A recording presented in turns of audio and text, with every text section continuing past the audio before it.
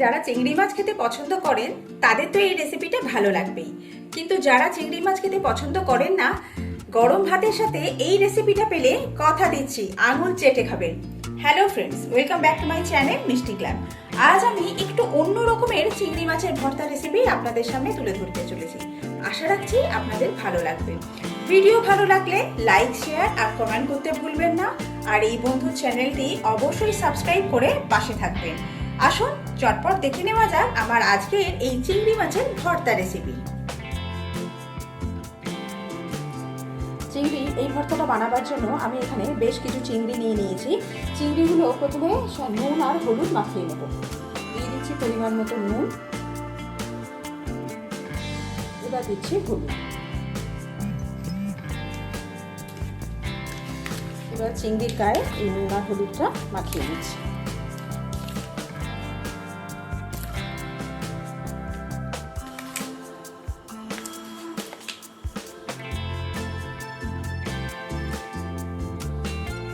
এবার কড়ার মধ্যে আমি প্রথমে সর্ষের তেল দিয়ে দিচ্ছি।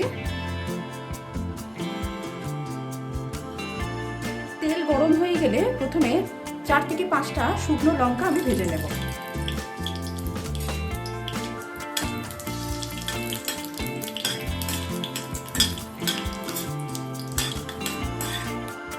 লঙ্কা ভাজা হয়ে গেছে, এবার একটা পাত্রের মধ্যে আমি লঙ্কাগুলোকে তুলে নিচ্ছি।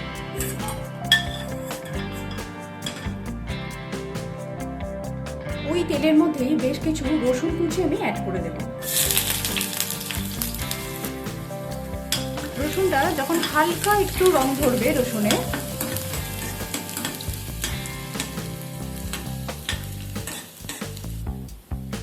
সেই সময় আমি এখানে একটা পেঁয়াজ কুচি অ্যাড করে দিলাম।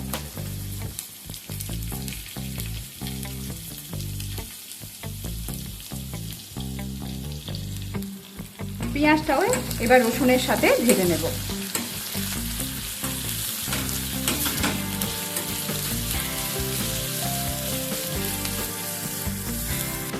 পেঁয়াজ যখন একটু সফট হয়ে যাবে তখন এর মধ্যে আমি 4টে কাঁচা লঙ্কা অ্যাড করে দেব।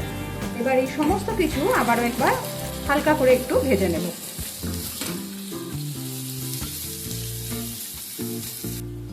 পেঁয়াজ ভেজে নেওয়া হয়ে গেছে।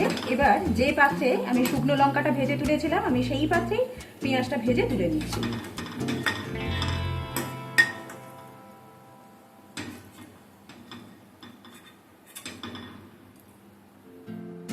কড়াতে যে পরিমাণ তেল আছে তাতে আমি আর সামান্য তেল অ্যাড করে দিলাম, কেননা এবার আমরা চিংড়িগুলোকে ভেজে নেব।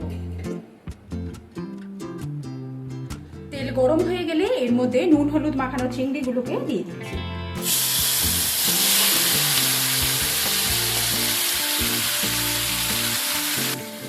চিংড়িগুলোকে এবার হালকা করে ভেজে নেব।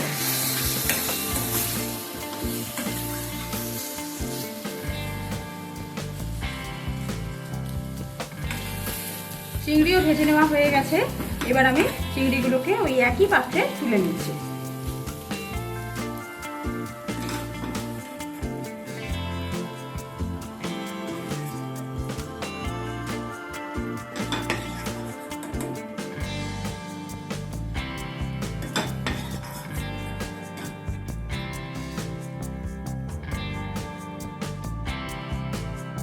এখানে আমি 2 টেবিল স্পুন পোস্ত নিয়েছি।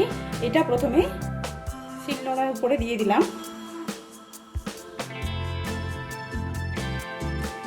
এবার শিলের উপর দিয়ে দিচ্ছি চিংড়ি, পেঁয়াজ, রসুন, কাঁচা লঙ্কা, শুকনো লঙ্কা, যেগুলো একসাথে বেটে আমি একটা পাত্রে তুলে রেখেছিলাম। এবার পোস্তর সাথে একসাথেই শিলে আমি এটাকে বেটে নেব।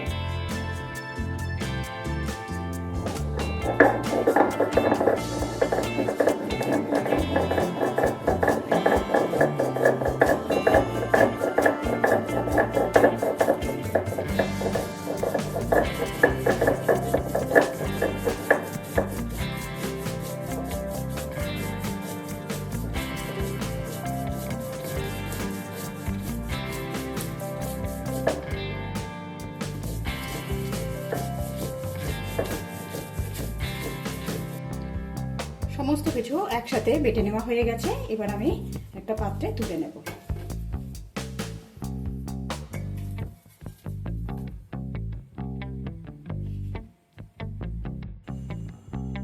এবার কড়াতে কিছুটা পরিমাণ তেল দেব।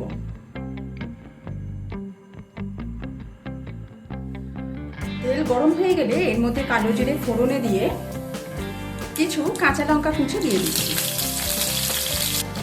এবার এর মধ্যে বেটে রাখা চিংড়িটা দিয়ে দিচ্ছি।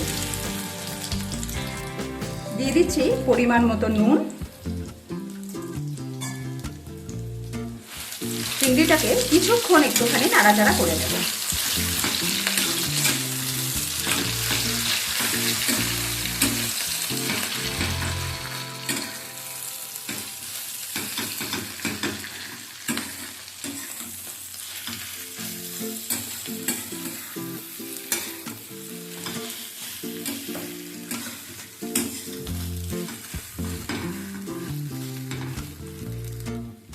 নামাবার কিছুক্ষণ আগে এর মধ্যে আমি কিছু ফ্রেশ ধনেপাতা কুচি দিয়ে দিচ্ছি।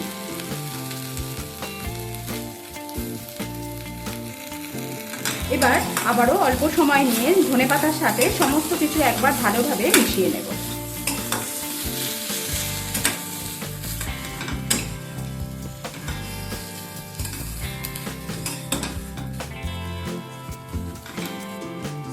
এবার আমি গ্যাসের ফ্লেমটাকে অফ করে দিলাম।